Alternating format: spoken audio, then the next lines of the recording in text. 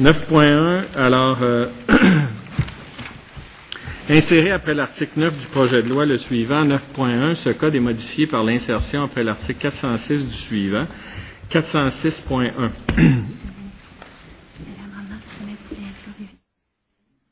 Et on va avoir un petit amendement aussi, mais on va faire... on peut le faire au complet? Oui, OK. J'ai pas, le texte n'est pas corrigé, c'est les adaptations. OK, on fera les adaptations. On va distribuer, je vais faire la lecture, on va distribuer le texte. 406.1. Lorsqu'un véhicule d'urgence ou une dépanneuse dont les feux clignotants ou pivotants sont actionnés est immobilisé sur un chemin public, le conducteur d'un véhicule routier doit, si le véhicule immobilisé est situé sur la voie sur laquelle il circule, réduire la vitesse de son véhicule de manière à ce qu'elle ne soit pas susceptible de mettre en péril la vie ou la sécurité des personnes et des biens qui sont situés sur cette voie et, au besoin, l'immobiliser, puis emprunter une autre voie après s'être assuré qu'il peut le faire sans danger.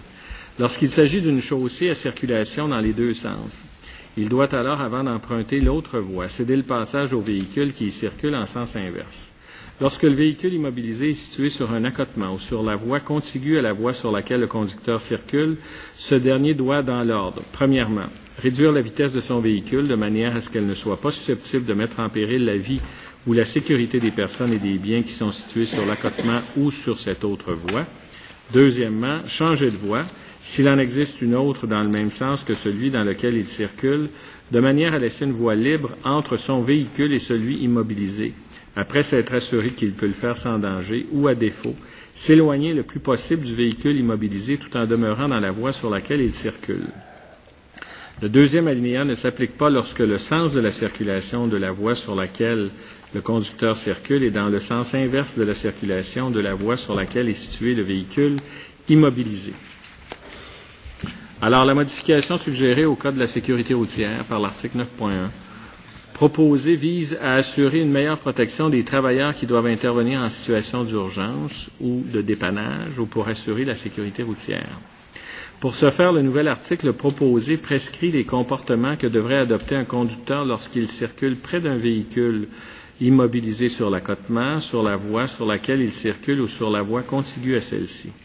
Il s'agit essentiellement, à l'approche d'un véhicule dont les gyrophares sont actionnés, de réduire la vitesse de son véhicule de manière à ce qu'elle ne soit pas susceptible de mettre en péril la vie ou la sécurité des personnes et des biens, et selon les circonstances de changer de voie ou de s'éloigner le plus possible du véhicule immobilisé, tout en demeurant dans la voie sur laquelle il circule. Merci, Monsieur le ministre. Alors, je vous proposerai, si vous êtes d'accord, de lire l'article 9.1 qui va être un ajout parce que c'est en lien. Si vous êtes d'accord, Monsieur le député Johnson.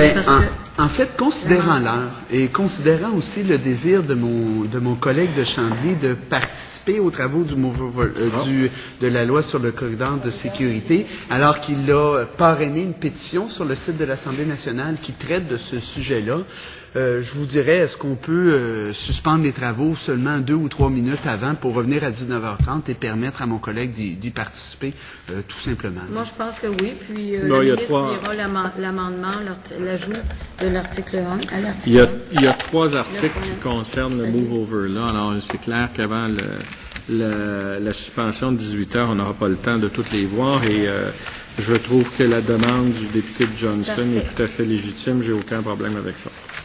Alors, et puis, compte tenu de l'heure, justement, je vais suspendre nos travaux. Avant, je veux vous remercier de votre bonne collaboration, remercier le personnel de l'Assemblée nationale et vous souhaiter des bons travaux ce soir. Alors, comme il est maintenant presque 18 heures, la Commission suspend ses travaux jusqu'à 19h30 et ce sera à la salle 1.38, la salle des premiers ministres.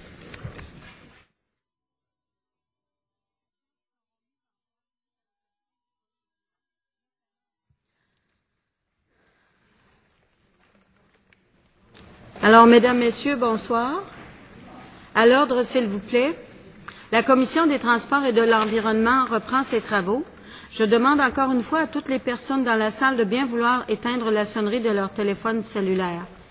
Je vous rappelle que la Commission est réunie afin de poursuivre l'étude détaillée du projet de loi numéro 57, loi modifiant l'encadrement de l'utilisation des cinémomètres photographiques et des systèmes photographiques de contrôle de circulation au feu rouge et d'autres dispositions législatives. Au moment de la suspension de nos travaux cet après-midi, nous en étions à l'étude de l'amendement proposant le nouvel article 9.1. Et avant de le faire, Monsieur le ministre, je veux préciser une chose, deux choses même. C'est que nous retirons l'amendement qui avait été amené à l'article 9.1. Je retire celui qui ne contient pas. Vous nous en avez lu un lorsqu'on a terminé nos travaux. Qui ajoute le mot dépanneuse. Voilà. Non, oui. Vous avez lu celui-là? Non. Et là, j'ai lu avec le dépanneuse? Oui. Bon. Mais je veux être claire, là. C'est parce que celui qu'on avait eu en premier, on le retire. C'est ça. Et celui avec ajoutant en véhicule d'urgence ou une dépanneuse. Lorsqu'un véhicule d'urgence ou une dépanneuse, alors c'est celui-là à partir duquel on va travailler. C'est ça. Alors celui qui était dans le cahier d'amendement est retiré. On va s'assurer que M. le député de Chambly en ait une Oui, copie. il n'était pas là au moment où on l'a lu. Alors dans le cahier d'amendement, on avait simplement le texte commençait par lorsqu'un véhicule d'urgence, virgule, dont les feux clignotants, celui-ci serait retiré au profit d'un amendement qui se lit lorsqu'un véhicule d'urgence ou une dépanneuse, dont les feux clignotants ou pivotants sont actionnés. Ça va? Vous en avez une copie? OK. Voilà. Monsieur le ministre, j'ai une chance que la personne qui est à votre gauche se vérifie et vous vérifie. Il nous empêche de travailler correctement? Des fois, il nous aide. Alors, c'est parce que il y avait un amendement proposé par le député de Johnson. C'est bien ça? Qu'il nous faut retirer. Parce que suite à vos discussions... Il n'a pas été déposé. Ça me dit rien, ça. Ça me disait rien. Alors... Vous voyez qui nous nuit, Madame la Présidente? Vous nous nuisez. Vous nous nuisez. Parce que c'est vrai que ça me disait rien, ça. Je suis quand même... M. Johnson nous avait suggéré l'idée d'amender. Le 6.1, ça me disait... Et c'est ce qu'on vient de faire par l'article 4. C'est pas grave. On vous pardonne, là. Mais... OK. C'est à peu près ça. Il est gentil à part ça. Bon, donc, on est sur l'amendement qui vise à ajouter par une insertion 406.1 tel que vous nous l'avez lu. Monsieur le ministre, monsieur le député de... Ajouter quelque chose sur... Non, essentiellement, j'avais fait les commentaires liés à la... En réalité, ce qu'on vise à faire, c'est ça, là, lorsqu'on est... Le corridor de sécurité qui est communément appelé... dans sa version anglophone, le Move Over Law. Alors, l'idée étant, lorsqu'un véhicule d'urgence ou une dépanneuse a des feux clignotants ou pivotants qui sont actionnés, à obliger les véhicules qui sont dans le même sens que lui, selon la configuration du réseau où il se situe, si c'est une voie qui rencontre ou si c'est il y a trois voies parce qu'on est sur un réseau autoroutier ou plus de 3 voies parce qu'on est sur un réseau autoroutier. Dans tous les cas, à réduire leur vitesse et à changer de voie essentiellement lorsque on est sur une autoroute ou encore lorsqu'on est dans une voie qui rencontre, à changer de voie, toujours si on peut le faire sans danger, en laissant la priorité à la circulation en contresens. En gros, c'est ça. Merci, Monsieur le ministre. Alors, Monsieur le député de Chambly, nous vous écoutons. Oui, merci, Madame la Présidente. Mais d'abord, Madame la Présidente, ça fait plaisir de me joindre aux travaux de la commission que vous présidez avec brio sur ces modifications au Code de sécurité routière, en fait, qui, dans un premier temps, via le projet de loi 57, le visait surtout l'encadrement de l'utilisation des cinémomètres photographiques et des systèmes photographiques de contrôle de circulation au feu rouge, mais qui va maintenant englober une autre modification au Code de la sécurité routière que nous accueillons avec beaucoup de plaisir et que personnellement j'accueille avec beaucoup de plaisir. Je sais que mon collègue de Gouin avait interrogé le ministre lors de l'étude des crédits sur cette question, de savoir s'il n'y aurait pas moyen de rapidement modifier le Code de la sécurité routière pour y insérer cette disposition qu'on appelle communément le Move Over Law, mais effectivement, qui en français, je pense qu'on pourrait dorénavant l'appeler le corridor de sécurité, là, qui est une disposition qui existe dans plusieurs États américains et dans la plupart des provinces canadiennes. Et le ministre, à ce moment-là, lors de l'étude des crédits, avait dit à mon collègue de Gouin qu'il était qu'il avait formé un comité, je pense, dans un premier temps, et suite aux propos qui avaient été tenus à la fois par le député de Gouin et par le député de Chaumédé, le ministre s'était montré très ouvert à ce qu'on profite justement de l'étude du projet de loi 57 pour insérer cet amendement relatif au corridor de sécurité, au move over là. Alors évidemment, Madame la Présidente, je me réjouis que ce soir, le ministre nous présente cet amendement. Vous savez, Madame la Présidente, je me permets de le rappeler, que j'ai été interpellé sur cette question-là à la fin de l'hiver par un résident de mon comté, de ma circonscription de Chambly, un ambulancier du nom de Patrick Dufresne, qui d'ailleurs suit les travaux de cette commission avec attention, et qui est venu me parler du move over là.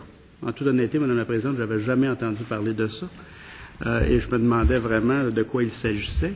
Et Patrick Dufresne est un ambulancier de 8 ans d'expérience qui a vécu des situations problématiques et qui a été notamment très touché par l'événement qui est survenu, l'événement tragique qui est survenu à Bromont l'an dernier et qui a occasionné le décès d'un policier du service de police de Bromont, M. Vincent Roy. Et c'est dans la foulée de cet accident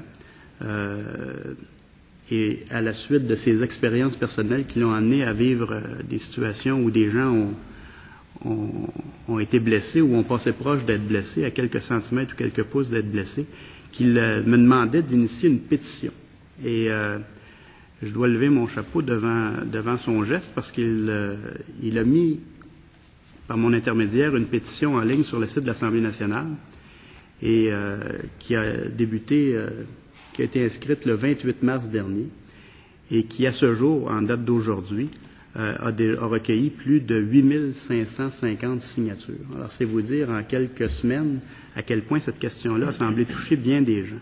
Je me permettrai, Madame la Présidente, je ne veux pas allonger les débats outre mesure, mais de vous lire le libellé de la pétition qui se lit ainsi. « Considérant que chaque année, des travailleurs sont victimes d'accidents de la route alors qu'ils effectuent leurs tâches en bordure de la chaussée, considérant que le 1er décembre 2011, le policier Vincent Roy, du service de police de Bromont, a perdu la vie dans des circonstances similaires et que la Ville de Bromont a adopté la résolution 2012-03-098 demandant au gouvernement du Québec d'instaurer la Move Over Law au Québec, considérant que certaines provinces canadiennes ainsi que la majorité des États américains ont implanté une mesure afin d'augmenter la sécurité de ces travailleurs, considérant que cette mesure vise à minimiser le risque de collision entre les automobilistes et un véhicule d'urgence, policiers, ambulanciers et pompiers, une remorqueuse ou un véhicule gouvernemental dont les gyrophares sont actionnés et qui est immobilisé sur l'accotement, considérant que cette mesure oblige l'automobiliste à changer de voie ou réduire sa vitesse en pareilles circonstances, nous, citoyens, demandons au gouvernement du Québec d'adopter un projet de loi ou toute mesure réglementaire permettant la mise en place officielle de la Move Over Law sur l'ensemble du territoire québécois. Alors, c'est le texte de la pétition qui a été mise en ligne le 28 mars dernier et qui, comme je vous le mentionnais tantôt, a, à ce jour, recueilli plus de 8558 signatures. Et je comprends qu'elle est encore en ligne là, sur le site de l'Assemblée nationale jusqu'au 28 mai prochain. Et non seulement il y a eu ces signatures de citoyens qui se sont rendus sur le site de l'Assemblée nationale pour signer cette pétition, mais la pétition a recueilli l'appui de beaucoup d'organismes. Que ce soit des organisations policières, je pense entre autres à la Fédération des policiers et policières municipaux du Québec, présidée par M. Denis Côté, que ce soit le CAA, que ce soit différents organismes, et je voyais tantôt une liste d'organismes qui ont appuyé le projet de loi. Je vais essayer de la retrouver, Madame la Présidente, elle est en quelque part. Voilà. Notamment la Fraternité des constables de contrôle routier du Québec, Urgence Santé, l'Association professionnelle des paramédics du Québec, la Corporation des techniciens ambulanciers de la Montérégie, et j'en passe, Madame la Présidente, parce que ce qui est assez fascinant, c'est de voir que semaine après semaine, différents organismes ont adopté des résolutions pour appuyer la démarche faite par M. Dufresne et visant à instaurer cette disposition du corridor de sécurité, du Move Over Law au Québec. Alors, je me réjouis bien sûr de l'amendement présenté par le ministre qui instaure un nouvel article au Code de la sécurité routière, l'article 406.1, qui prévoit qui prévoit, je ne lirai pas l'article au complet, Madame la Présidente, mais qui prévoit un corridor de sécurité dorénavant au Québec.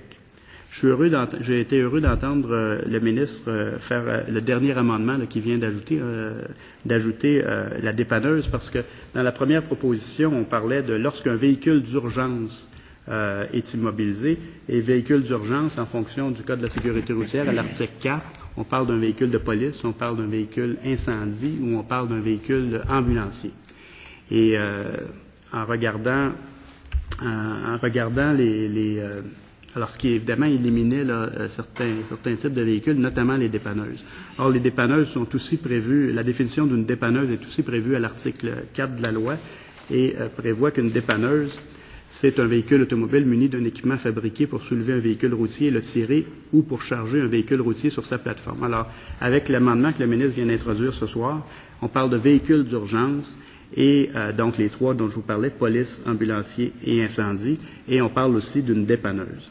Je dois vous dire, Madame la Présidente, et j'en profite pour en parler au ministre, on pourra peut-être le faire par le biais d'un amendement, que j'ai été sensibilisé au fait que les contrôleurs routiers, les gens qui sont à l'emploi du ministère des Transports, qui agissent comme contrôleurs routiers, ne seraient pas visés par ni le mot véhicule d'urgence, ni le mot dépanneuse.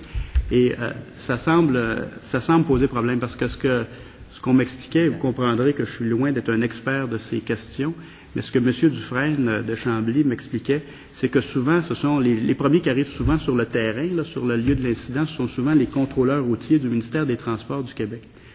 Alors, il ne semble pas rentrer dans les deux définitions qui sont présentement sur la table, à savoir véhicule d'urgence, qui est parfait, police, ambulancier, pompier, excellent, et dépanneuse, que le ministre vient d'ajouter, qui, je pense, est excellent.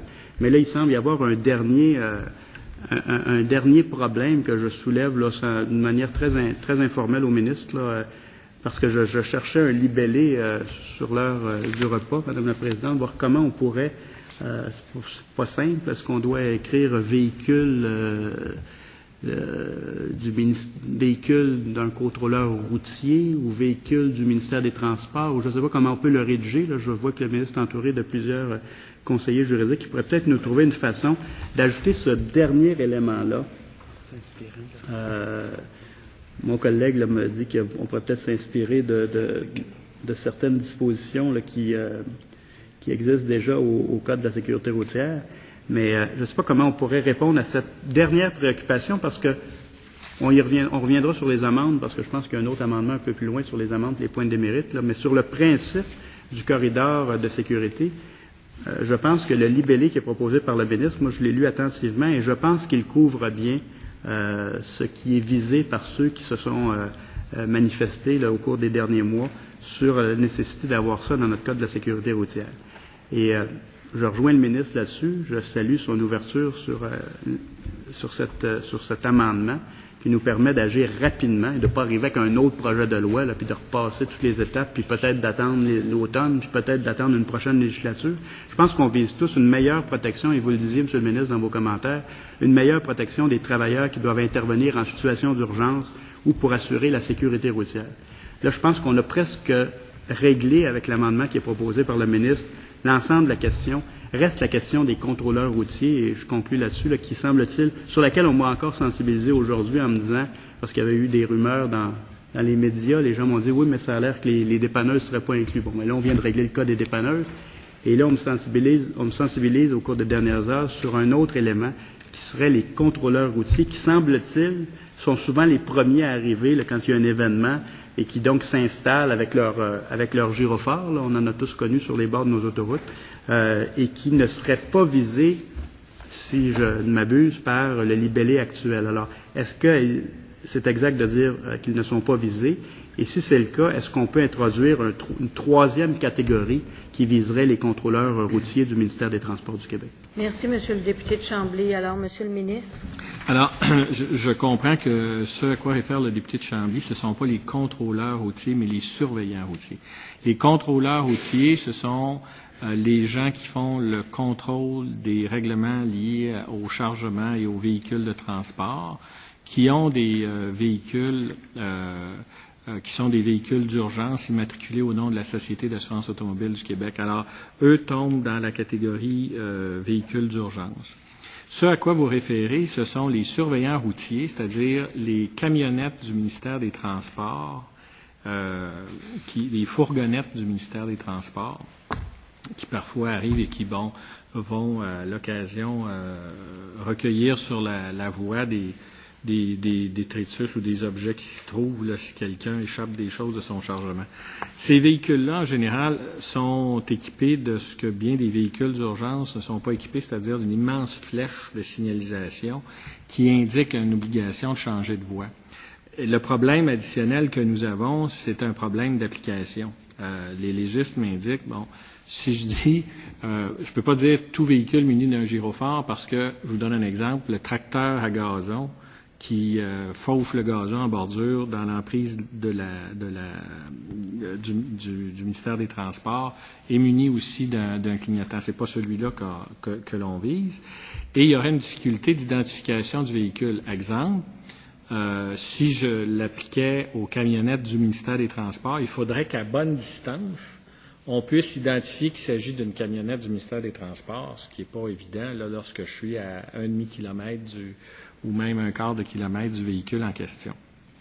Les véhicules qui servent à la surveillance routière sont, je pense, dans tous les cas, mais là, je ne veux pas induire les membres de la commission en erreur, en tout cas, certainement, dans la plupart des cas, équipés de flèches de signalisation qui indiquent un changement de voie.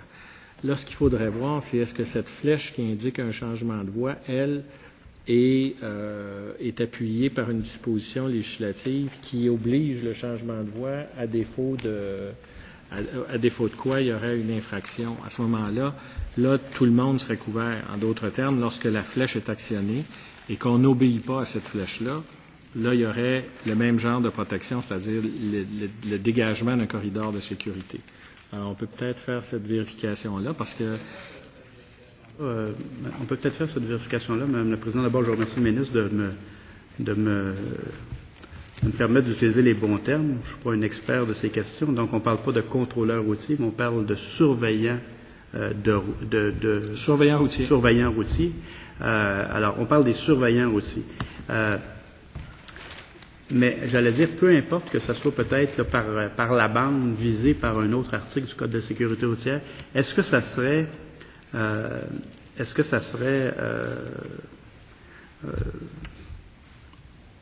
pas inutile de quand même l'ajouter à l'article 406.1 en utilisant un terme qui couvrirait les surveillants routiers? Est-ce que ça peut être un véhicule d'un surveillant routier,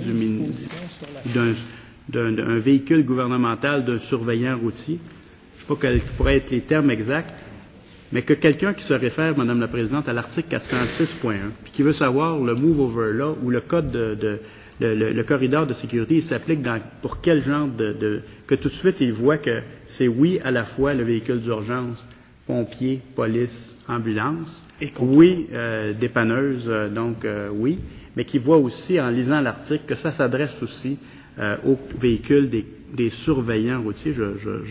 J'apprends vite, Madame la Présidente, surveillants routiers, que l'on voit sur nos routes et je dis pas ça, je dis ça après des conversations, notamment avec M. Dufresne, qui m'expliquait que souvent, lorsqu'il arrive un événement, ce sont les premiers véhicules qui arrivent sur les lieux, dans un certain nombre de cas. Alors, je pense que ça vaudrait la peine de l'inscrire à 46.1 si les conseillers du ministre nous confirment là, que ça serait pas inutile de le faire. Je pense que ça répondrait aussi à une demande de ces gens qui ont appuyé la pétition mise en ligne le 28 mars dernier en se disant, et je voyais, Madame la Présidente, je vous ai lu la pétition tantôt, vous avez probablement noté que dans les considérants de la pétition, on parlait de véhicules d'urgence, policiers, ambulanciers et pompiers, une remorqueuse, et on ajoutait dans la pétition ou un véhicule gouvernemental dont les gyrophares sont actionnés et qui est immobilisé sur l'accotement. Alors, quitte à ce que, s'il le faut, on suspende quelques minutes pour que le ministre puisse discuter de la question avec ses conseillers, mais je pense que ça serait pas inutile de l'ajouter à 406.1. Oui, Monsieur le député de Chambly, je renforcerai ce que vous dites. parce que je me suis envenue vers 4 heures ce matin pour arriver à temps pour une réunion à 9 heures et j'ai croisé 3 pneus éclatés qui étaient en travers du chemin. Sur l'autoroute 20, dans la voie de gauche, on ne pouvait pas dépasser. Il y avait vraiment des gros pneus éclatés et des animaux morts, la nuit, on le sait. Ben, c'est vrai, il se passe des affaires sur le 20 de Montjoly à Québec. Et c'était la nuit quand même. Et c'est vrai, ce sont souvent les surveillants routiers ou des gens du ministère des Transports avec des petites camionnettes sur le bord du chemin qui vont enlever ces obstacles sur la route, effectivement. Et Monsieur le ministre, qu'avez-vous à dire? Est-ce qu'on va suspendre pour... alors, je vais suspendre quelques... Oui.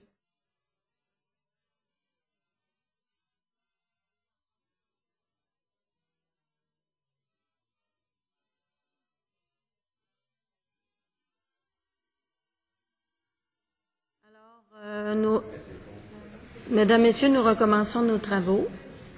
Oui, Madame la Présidente. Alors, nous en étions à l'article 9.1. Oui, au questionnement du député de Chambly. Oui. Alors, la réponse à la question du député de Chambly se trouve ailleurs qu'à l'article 406, ou en fait 406.1, qui est suggéré. L'infraction, ou en fait les dispositions qui seraient applicables dans le cas de la camionnette d'un surveillant routier, c'est 301 du Code de la sécurité routière qui indique que seule la personne responsable de l'entretien d'un chemin public peut installer ou faire installer une signalisation sur ce chemin ou utiliser sur un véhicule routier autre qu'un véhicule de police une signalisation. Alors là, on est dans ce cas-là.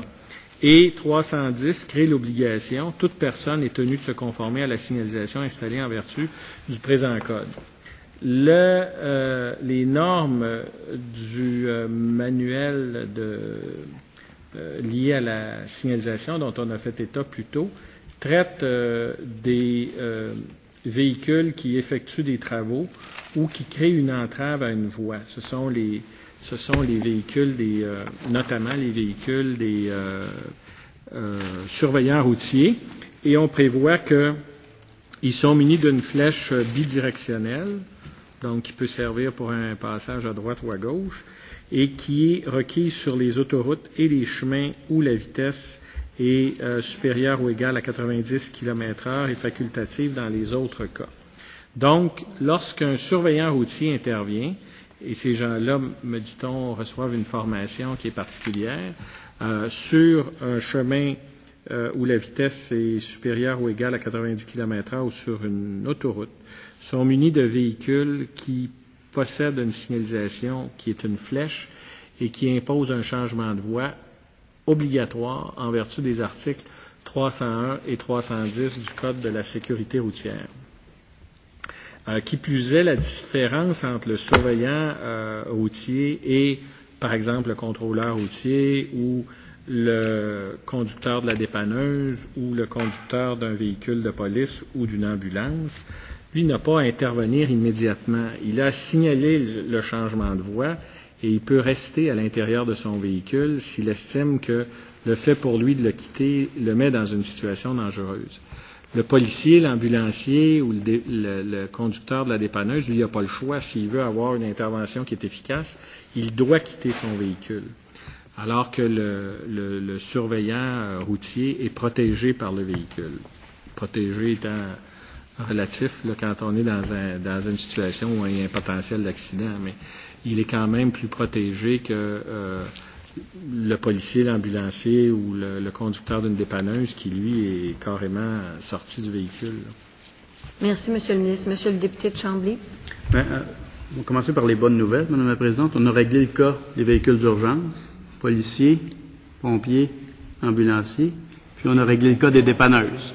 Et contrôleur routier. Policiers, pompiers, ambulanciers, contrôleurs routiers et dépanneuses. Dépanneuses. 5 cas. Contrôleur routier. Divisé Parce par que contrôleur routier, là, juste pour que je comprenne, vous le rentrez dans la catégorie véhicules d'urgence. Véhicules d'urgence. Alors, on a réglé une partie, là, c'est déjà pas mal.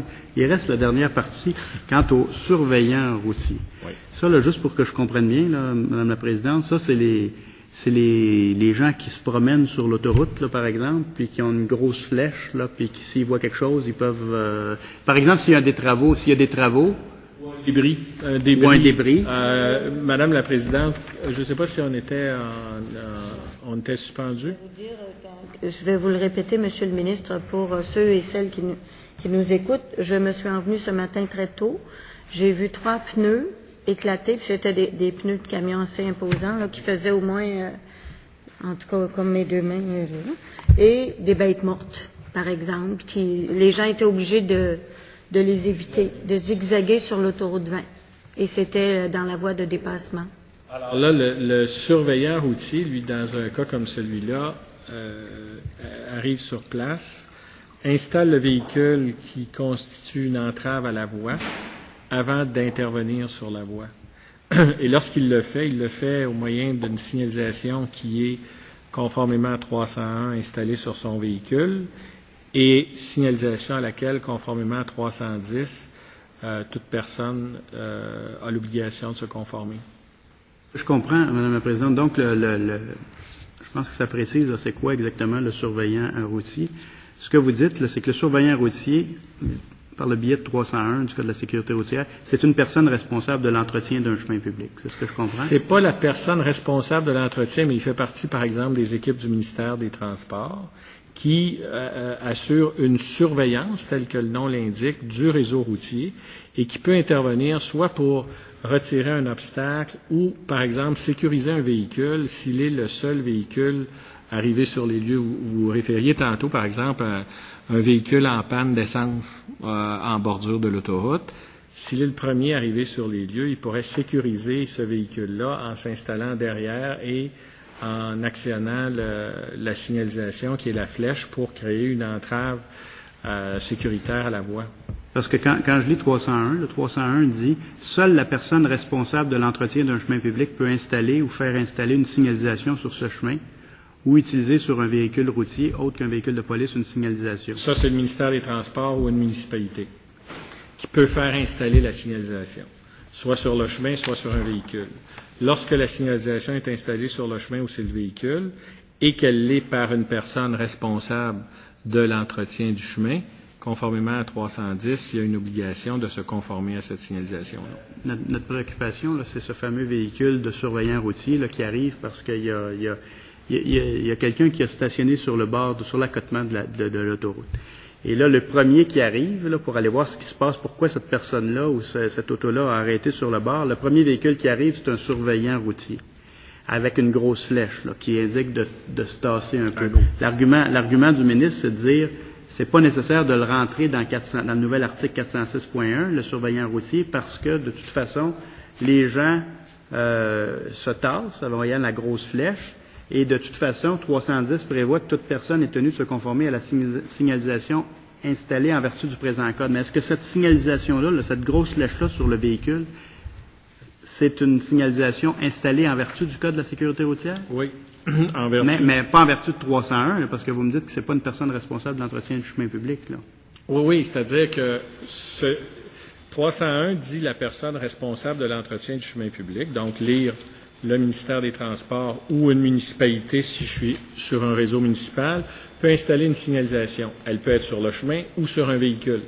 Ça inclut, donc c'est pour ça que je vous demandais tantôt, ça inclut le surveillant routier? Oui, okay. exact. Okay, et dans le manuel de normes auquel on référait tantôt, je pense qu'on était à 386, là, qui inclut le manuel des normes.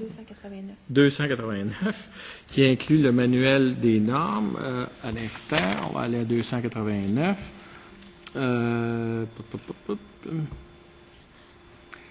Les normes de fabrication et d'installation de la signalisation routière destinées à être installées sur un chemin public ou sur un véhicule routier sont établies par le ministre et consignées dans un manuel de signalisation routière. Toute personne responsable de la gestion de l'entretien du chemin public doit respecter les normes prévues lorsqu'une obligation de faire y est indiquée. Alors, ça, c'est 289, alinéas 2 et 3. Et le manuel des normes est ici, et c'est ce qu'il prévoit pour les véhicules lorsqu'il y a entrave à une voie. Il y en a d'autres, là. Les véhicules de protection, les véhicules d'accompagnement ou les véhicules remorques.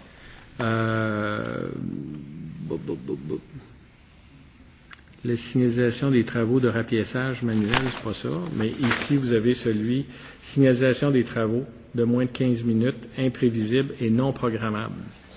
Alors, c'est véritablement ce à quoi on parle. Et signalisation des travaux de moins de 15 minutes, prévisible et programmable pour les vitesses inférieures à 90 km/h.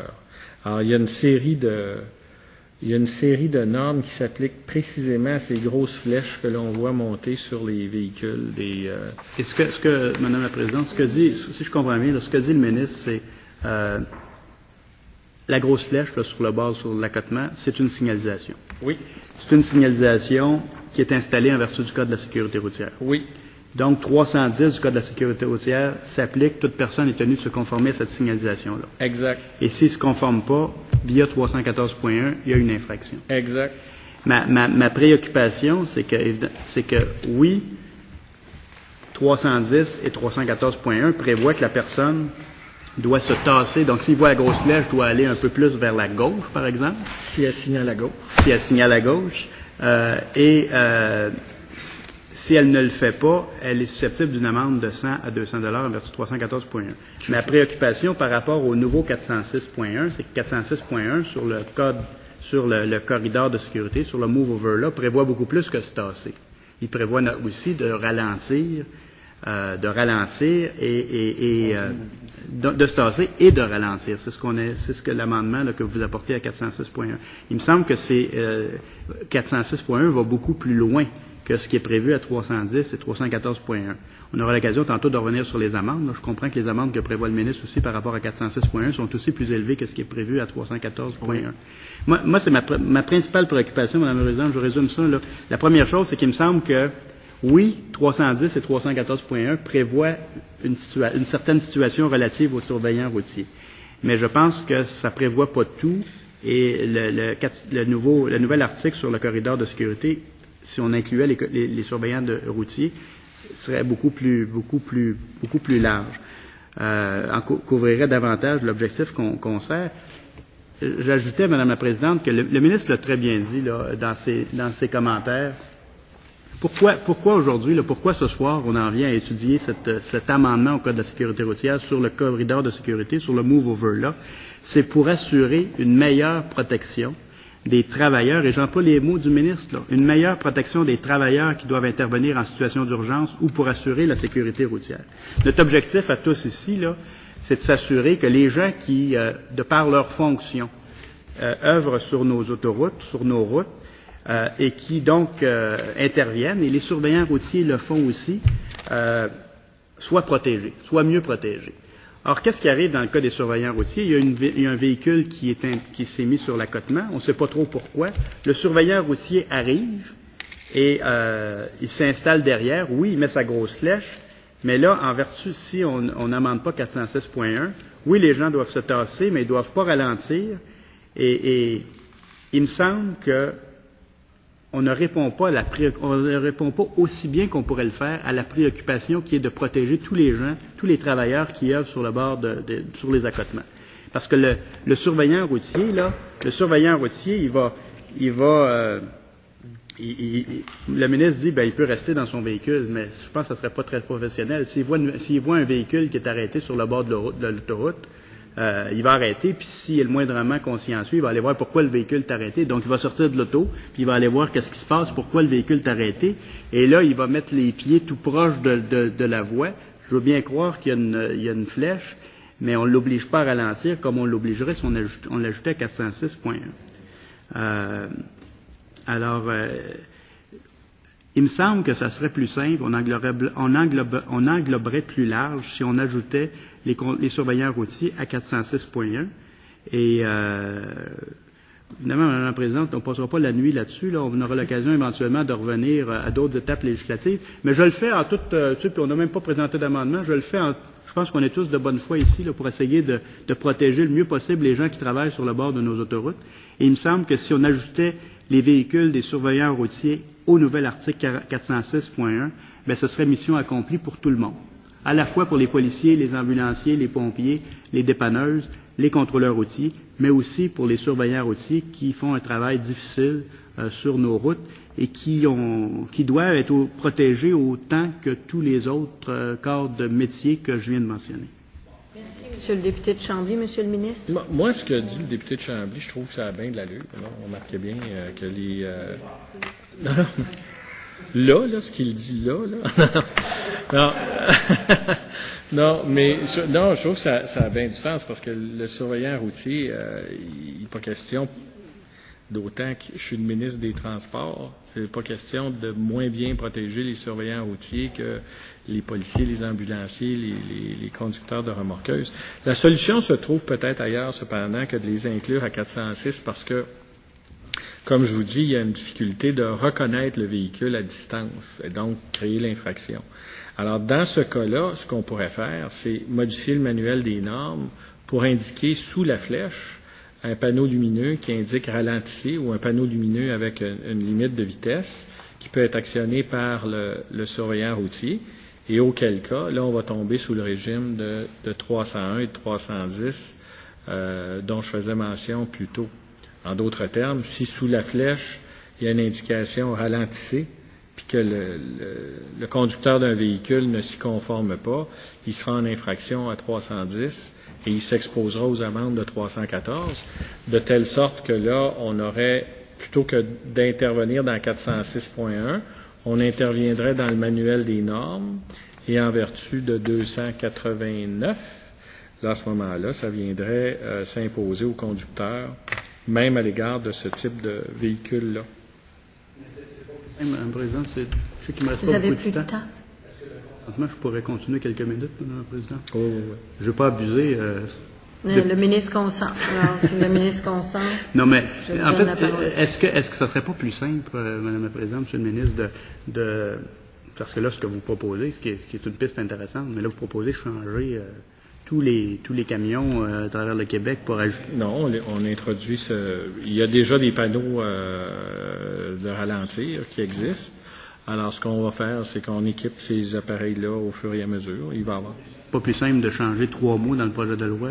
Bien, malheureusement, c'est ça qu'on m'indique. Là, on a un problème d'application sérieux si on le met à 406 parce que ce ne sont pas des véhicules, en réalité, ce sont des véhicules de service. Et il y a une foule de véhicules de service au ministère ou il y a une foule de véhicules de service dans les municipalités. Exemple, le véhicule qui vient régler les conduites d'aqueduc puis couper l'eau de temps en temps. C'est un véhicule qu'on voit dans toutes les municipalités qui est muni de plusieurs éléments de signalisation. Lorsqu'on vise véritablement, c'est la protection de gens qui interviennent en bordure de route.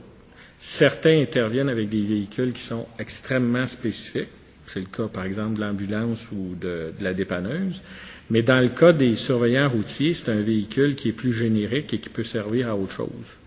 Et donc, on aurait une difficulté d'application de 406.1 si on incluait ça. Alors là, on pourrait y arriver par une autre méthode, qui est celle de modifier la norme inhérente à la signalisation dont seraient munis ces véhicules-là. Monsieur le député de Chambly. Brièvement, Mme la Présidente, je ne serai pas long, là, mais pourquoi il y a une difficulté d'application, M. le ministre? À distance, vous pouvez facilement... Le principe, c'est que le corridor de sécurité s'applique lorsque les gyrophares sont actionnés. Alors, vous avez 2 types de gyrophares facilement identifiables. Celui des véhicules de police, qui sont les seuls à avoir des gyrophares bleus et rouges, et tous les autres véhicules d'urgence, que ce soit les pompiers, l'ambulance, le contrôleur routier, qui ont des gyrophares rouges. Les autres gyrophares, c'est des gyrophares jaunes. Et là, ça peut s'appliquer autant à un camion d'aqueduc qu'à un tracteur à gazon en bordure d'une route, qu'à un véhicule de service d'un entrepreneur qui a un contrat sur un chantier routier et qui n'est pas nécessairement le véhicule d'un surveillant routier qui est muni du même type d'équipement. Donc là, on a un problème et le principe en matière de sécurité routière, comme le rappelle Maître Massé à l'occasion, c'est de dire il faut que le réflexe du conducteur soit facile à déclencher. Là, il va voir un gyrophare jaune puis il va se dire ben ça, c'est quoi cette bête-là?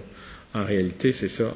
Si on ajoute à la question au manuel de normes, à la flèche, un élément ralentissé, là, ça devient un élément qui est plus facile à contrôler parce que l'obligation de se conformer à une signalisation existe à l'article 310. Je comprends, une dernière question. Je comprends, M. le ministre, que si vous amendez pas, là, comme on l'aurait souhaité, le 406.1, je comprends que vous preniez l'engagement de modifier le manuel de normes pour que le mot ralentissez s'ajoute sur tous les véhicules des surveillants routiers. L'engagement que je vais prendre, ça va être de vous faire une suggestion de modification, parce que là, ça sort de mon cru, là. C'est pas, je suis pas l'expert en normes en matière de signalisation. Peut-être qu'on va me dire non, c'est préférable d'avoir un pictogramme ou d'avoir, parce que on a une clientèle qui n'est pas nécessairement francophone sur le réseau routier. On veut s'assurer.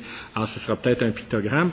L'engagement que je prends, c'est de vous faire une proposition sur le manuel des normes ou de vous faire une proposition qui essaiera de couvrir, autant que faire se peut, les véhicules des surveillants routiers de la même façon pour créer un corridor de sécurité, mais ailleurs que dans le régime de 406.1. Et avant la fin de nos travaux, on va mettre à profit les cerveaux de nos collaborateurs au ministère des Transports qui sont excellents dans ce genre de choses-là. Merci, Monsieur le ministre. J'ai terminé. Ensuite, mon collègue va continuer de Johnson. Je veux juste, en tout cas, je pense qu'on a fait un bon bout ce soir là, sur, je pense, on modifie le code de la sécurité routière de manière importante. Il y a d'autres étapes législatives. On aura l'occasion de revenir en Chambre là, sur suite au dépôt que vous ferez, Madame la Présidente, du rapport de la Commission. Il y aura donc possibilité de nouveaux amendements. Moi, je lance un appel. En tout cas, je pense que j'ai été assez clair sur la préoccupation qui était la mienne. Je reste un peu sur ma faim par rapport, suite aux explications du ministre. Je vous avoue que même si j'ai pris un très bon souper ce soir, je reste encore je reste un peu sur ma faim, Madame la Présidente, par rapport et je lance un appel. Je vois qu'il y a quand même de nombreux experts qui sont dans cette salle qui accompagnent le ministre ce soir. J'aimerais qu'on reste sensible à cette question-là. Et s'il y a une piste, si le ministre, non seulement nous, on pourra apporter un amendement suite au dépôt de votre rapport, Madame la Présidente, mais la partie ministérielle, le ministre aussi peut déposer des amendements. Et parce que ce que je dis ici, là, ce qu'on se dit ici autour de cette table, je pense que ce que je dis, je me fais le porte-voix, le porte-parole de bien des gens et de bien des surveillants routiers au Québec là, qui peut-être nous écoutent ou en tout cas qui vont en entendre parler, puis qui vont avoir de la difficulté à comprendre comment il se fait qu'ils ne sont pas visés par ces importants amendements législatifs que le ministre a accepté de faire dans le projet de loi 57 pour régler le problème du corridor de sécurité. Alors, je vais laisser la parole à mon collègue, mais en tout cas, je remercie le ministre déjà pour le bout qu'on a fait. Je reste encore sur ma faim sur la suite des choses. Je vais, de notre côté, en tout cas avec mon collègue porte-parole de l'opposition officielle sur ces questions, on va réfléchir à ça au cours des prochains jours pour voir s'il n'y a pas ailleurs aussi une façon de combler ce qui me semble à première vue un trou, Madame la Présidente, là, dans ce qu'on fait, là, dans ce qui reste, le petit bout qui reste à faire, il me semble qu'on ne l'a pas complètement réglé. On va poursuivre la réflexion et j'invite le ministre et les gens qui l'accompagnent, qui sont des experts bien plus compétents que moi sur ces questions, à réfléchir, à voir s'il n'y aurait pas une autre façon de combler le trou qui reste. Alors, je vous remercie, Madame la Présidente. Je laisserai mon collègue le soin de compléter. Merci, Monsieur le député de Chambly, mais je crois que le ministre veut réagir. Ensuite, je vais aller au député de Johnson. Oui, très brièvement, pour dire au député de Chambly, on poursuit le même objectif. On va garder nos canaux de communication ouverts si jamais vous avez des suggestions à nous formuler. De notre côté, je pense que les gens du ministère ont bien saisi la nature de nos discussions et le fait qu'on poursuit l'un et l'autre le même objectif. Alors, on va vous faire une suggestion pour couvrir également la situation des surveillants routiers. Merci, Monsieur le ministre. Alors, Monsieur le député de Johnson. Je vous remercie beaucoup, Madame la Présidente. Je vais me permettre de joindre ma voix à celle de mon collègue de Chambly, là, concernant peut-être le fait que une solution intéressante apportée par le ministre, mais une solution qui, semble-t-il, le laisse sur sa faim. En fait, pour deux raisons fondamentales. D'abord, le ministre a parlé d'une difficulté d'identifier le véhicule. Or, à moins que je ne m'abuse, la volonté de mon collègue de Chambly visait à mieux protéger les travailleurs de la route, là, ce qu'on a désigné comme étant les surveillants routiers qui interviennent lorsqu'il y a une intervention sur le bord de la route. Et lorsqu'il y a une telle intervention, j'imagine qu'il est ils sont dans l'obligation d'actionner la dite grande flèche qui dit changer de voie à gauche ou à droite. Et ça, pourquoi je prends le temps d'en parler, c'est que, à mes yeux, une telle grande flèche, elle est au moins aussi facilement identifiable que des gyrophares rouges et bleus ou des gyrophares rouges, afin que le conducteur ou la conductrice, bien évidemment, qui est en approche, puisse ajuster soit sa vitesse ou soit son changement de voie. Donc, il y a là, il me semble, et peut-être qu'on pourrait trouver une façon avec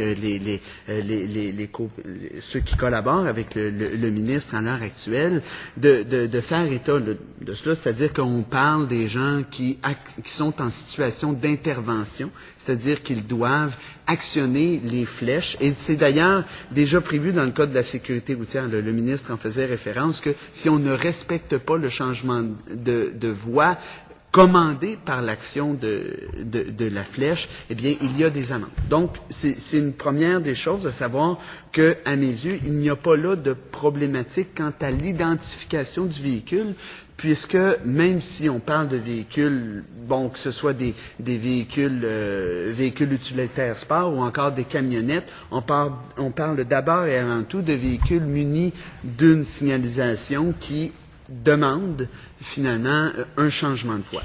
Et la deuxième des choses, c'est que ça règle pas le principe de l'uniformisation d'éventuelles sanctions, voire amendes et points d'inaptitude, qui pourraient être reçus par une personne qui ne respecte pas la loi. C'est-à-dire que dans le cas présent, introduit par le 406.1, on va le voir un peu plus loin, les éventuels conducteurs, conductrices qui ne respectent pas l'article 406.1 pourraient se voir sanctionnés non seulement par une amende, dont le montant est, je pense, de 510 $ ou quelque chose, ce qu'on pourrait voir, mais c'est ce que j'avais pu comprendre, et se verront aussi retirer 4 points d'inaptitude. Dans le cas dont on parle, si l'on n'insère pas la question des surveillants routiers à même le 406.1, puis encore une fois, il y a moyen de s'ajuster afin de respecter la loi et surtout sa capacité à être appliquée, eh bien, il y a pas de changement à ce niveau-là. C'est-à-dire que les gens qui ne respectent pas les changements de voie commandés par une flèche, ce qu'ils pourraient courir comme, en guillemets, danger, c'est de recevoir une amende d'un montant maximal de 200 $ et aucun point d'inaptitude. Alors, il y a là, à mes yeux, comme une dichotomie, une espèce, je dirais pas 2 points de mesure, parce qu'on introduit une nouvelle législation. Alors, c'est tout à fait normal que la législation antécédente ne concorde pas automatiquement et de manière uniforme à la nouvelle que l'on introduit, mais je vais apporter cela à l'attention du ministre, à savoir s'il a une solution, à savoir si on n'introduit pas la question des surveillants routiers à même le 406.1, on puisse malgré tout modifier le Code de la sécurité routière pour que les éventuels usagers de la route qui commettent une infraction puissent recevoir les mêmes sanctions, considérant que la vie d'un surveillant routier vaut au moins autant que celle d'un policier ou encore d'un ambulancier. Merci, M. le député Johnson. M. le ministre? Oui, on est prêt à s'ajuster là-dessus. Pour l'amende, je pense qu'on va le voir à 10.1, puis pour les points d'inaptitude à 22.1. Alors, on pourra s'ajuster à ces articles-là. Votre remarque est juste, c'est-à-dire que là, on avait une loi qui existait. On a introduit une nouvelle infraction qui n'existait pas avant, alors qu'il y a un ajustement au niveau, ou qu'il y a une adéquation au niveau des amendes et des points d'inaptitude. J'ai aucune difficulté avec ça. Puis c'est une question d'uniformisation de la législation. Si jamais, vous ne jugez pas, que le ministre ne juge pas pertinent d'inclure la question des surveillants routiers à même le 406.1. Et là, ce que je comprends, c'est que le ministre se montre ouvert, simplement savoir quels seront les moyens qui seront utilisés dans les prochaines heures, dans les prochains jours, pour effectivement régler cette question-là. Et pour l'ajustement des amendes et des points d'inaptitude, retenez que là, vous avez une disposition générale applicable à toute signalisation. À l'heure actuelle, là, 310, c'est toute signalisation. Alors que là, dans 406.1 ou dans une mesure éventuellement qui rejoindrait, qui comblerait l'appétit des députés, parce que le député Johnson a dit qu'il était aussi resté sur sa faim pour les surveillants routiers, bien là, on pourra ajuster les amendes et les points d'inaptitude en fonction de cette disposition-là, sans nécessairement ajuster les amendes et les points d'inaptitude à l'égard de la signalisation en général, du respect de la signalisation en général. Comprenez-vous? Vous voulez faire du corridor de sécurité, qui soit ou non applicable aux surveillants routiers, une disposition où la sévérité des peines, tant au niveau de l'amende que des points d'inaptitude, soit plus importante qu'une infraction générale à une signalisation générale. Alors, donc, il pourrait y avoir, ce que je vous dis, c'est qu'il pourrait y avoir une distinction. C'est avec votre permission, Madame la Présidente, parce que déjà, je pense que ce que vous prévoyez est déjà inférieur à ce qu'on prévoit dans certaines autres provinces canadiennes. On me disait, par exemple, en Ontario, pour ce qui est du corridor de sécurité, là, on me parlait d'amende de 400 à 2000 $ plus 3 points d'inaptitude. Ce que je vous dirais là-dessus, c'est, oui, vous avez, j'ai pas de raison de penser que ce que vous me dites est pas exact. Ce que les associations de policiers nous ont demandé, là c'est dommage, j'ai pas le droit de signaler l'absence d'un député, mais le député de Chaumédé, qui est très intéressé à ce genre de questions-là et qui opine du bonnet au moment où je vous parle. Non, lui avait... donc, les associations de policiers nous disent insister davantage sur les points d'inaptitude que sur les amendes parce que il y a dans leur appréciation des choses, il y a là un élément de dissuasion plus important d'agir sur les points que d'agir sur l'amende. Je comprends, oui, parce que j'ai rencontré la semaine dernière Denis Côté, président de la Fédération. On parle du même... Qui m'a dit vous avoir rencontré... oui. Il vous a dit dans quelles circonstances? Il m'a dit dans quelles circonstances. Il n'y a rien, Madame la Présidente, rien de répréhensible, il va s'en dire.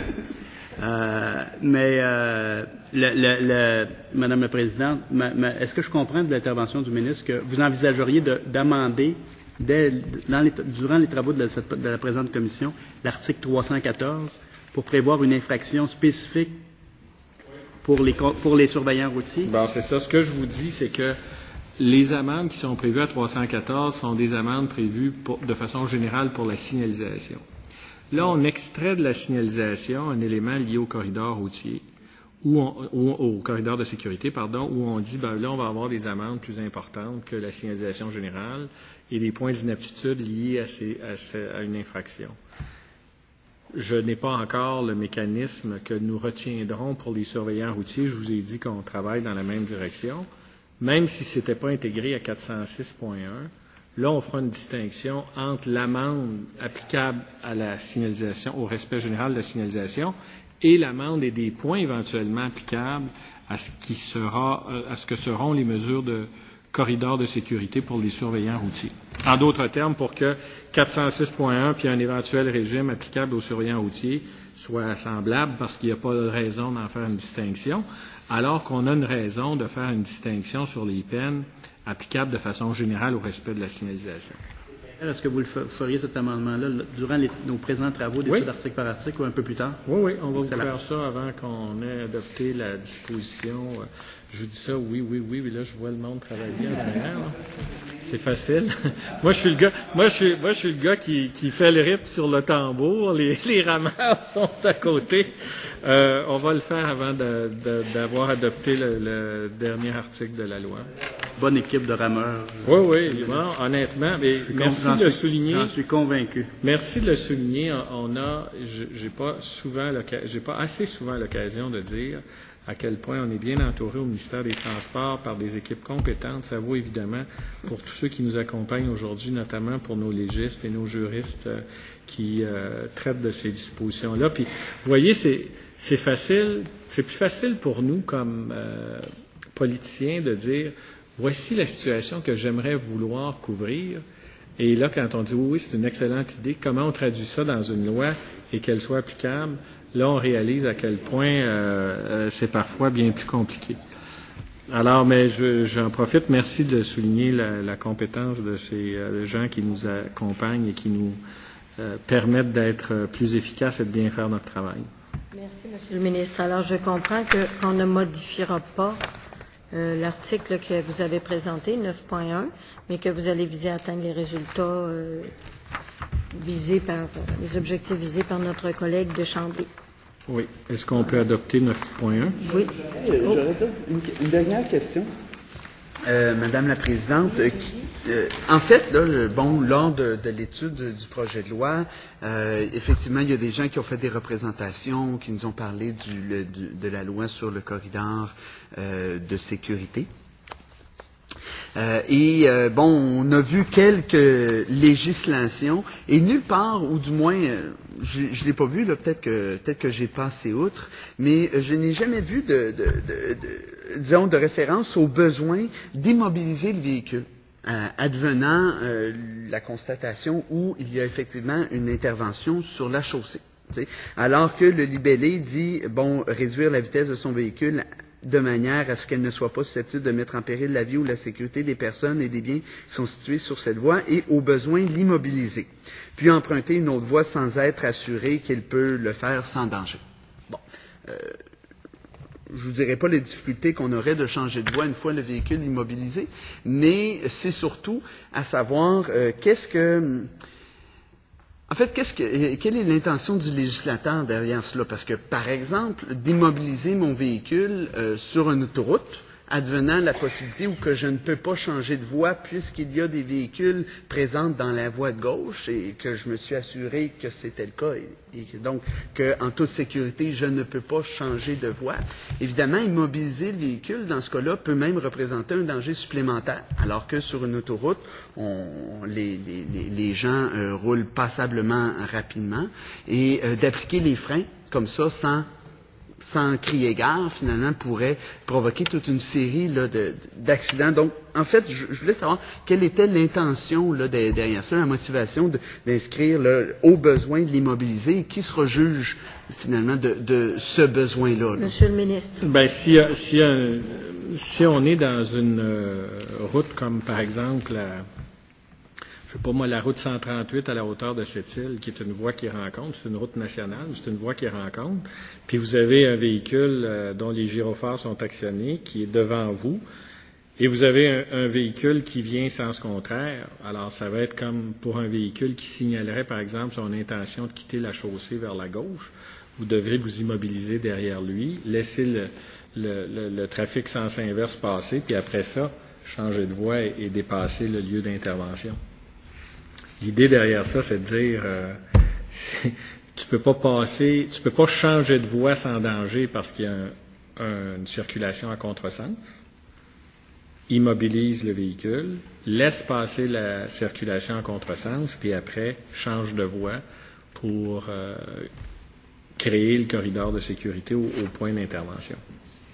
Donc, Madame la Présidente, ce que je comprends, c'est qu'il n'est pas question ici au besoin immobiliser le véhicule simplement puisqu'il y a un véhicule d'urgence sur le côté de la chaussée, mais bien que ce véhicule d'urgence-là vous demande de vous immobiliser considérant qu'il y a circulation à contresens. C'est bien ce que je comprends. Un contexte de circulation à contresens, parce que l'idée de créer un corridor de sécurité, c'est de laisser une voie libre entre le véhicule muni des gyrophares et la voie suivante, celle empruntée par le véhicule qui vient dans le même sens que le véhicule au gyrophare.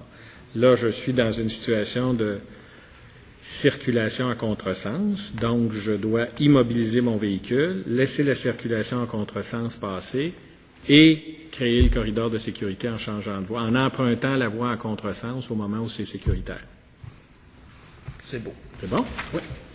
Bon, alors, Monsieur le ministre, est-ce que je considère que l'article 9.1 est adopté? S'il n'en tient qu'à moi, la réponse est oui. Alors, l'article 9.1 est adopté. OK. Alors, on passe à 10.1. Oui. 10.1, inséré après l'article 10 du projet de loi, le suivant, 10.1. L'article 510 de ce code est modifié par l'insertion dans le premier alinéa après 395 de 406.1. Donc, il est proposé de modifier le Code de la sécurité routière afin de prévoir une amende variant entre 200 et 300 $ pour toute personne qui commettrait une infraction à l'article 406.1 de ce Code, proposé par l'article 9.1 de ce projet de loi. Rappelons que cet article prescrit le comportement que devrait adopter un conducteur lorsqu'il circule près d'un véhicule muni d'un gyrophare et immobilisé sur un chemin public. Merci, Monsieur le ministre. Est-ce que j'ai des interventions? Brièvement, Madame la Présidente. Oui, Monsieur le député de Chambly. Est-ce que je comprends que pour ce qui est des points de démérite, on va retrouver ça plus tard, Monsieur le Oui, ministre? c'est 22.1. C'est 22. Ça, c'est l'amende. 10.1, c'est l'amende. Ici, seulement l'amende. Et juste pour qu'on aille le portrait d'ensemble, à 22.1, ce que vous proposez, c'est 4 points de démérite. Oui. Et parce que j'avais ici un document, là, j'y faisais référence tantôt, là, sans mentionner la source, un document du CA qui nous disait ceci. L'Ontario a été la première province canadienne à adopter une telle loi. On parle du Move Over Law en 2003 et les amendes y sont salées de 400 à 2000 $ pour une première offense, plus 3 points d'inaptitude. Une suspension de permis pendant 2 ans peut même être imposée. Ce que vous nous dites, Monsieur le ministre, c'est oui, parce que là, c'est pas beaucoup l'amende, mais par contre, on met un point de démérite, un point d'inaptitude de plus qu'en Ontario.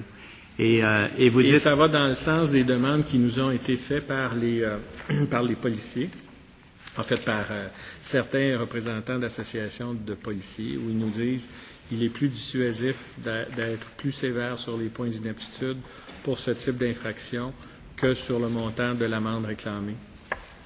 C'est ça, ça va dans le sens de ce que vous nous disiez tantôt quant aux commentaires que vous avez reçus des forces policières. Mais il me semble, à première vue, je ne sais pas si vous pouvez me répondre là-dessus, Monsieur le ministre, je n'ai pas le portrait d'ensemble du Code de la sécurité routière. Là, alors, pour moi, c'est difficile de juger où se situe une amende de 200 à 300 $ à première vue, là, avec mes notions bien minimales. Ça m'apparaît, à première vue, quand je lis ça m'apparaît une petite amende, 200 à 300 $ là, pour une infraction.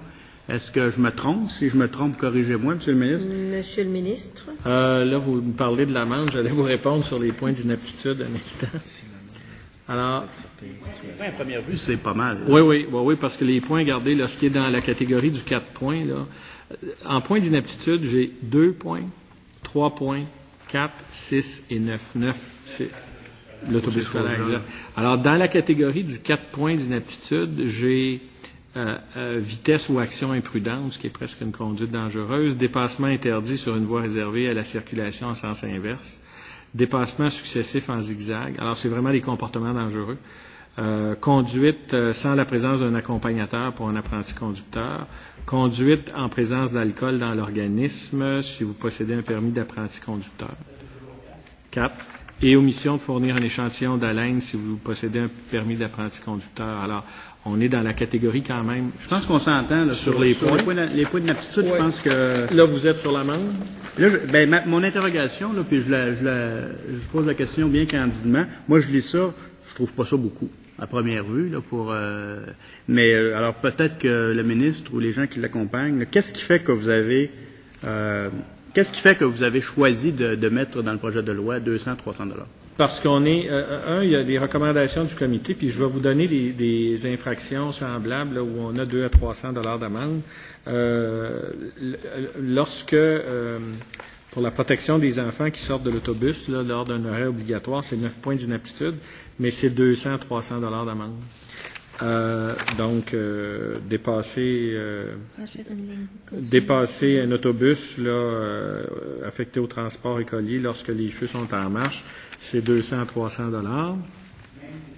$. Même si c'est 9 points. Vous voyez que le législateur, ici, dans l'architecture du Code de la sécurité routière, est allé plus fort sur les points que sur les amendes dans tous les cas.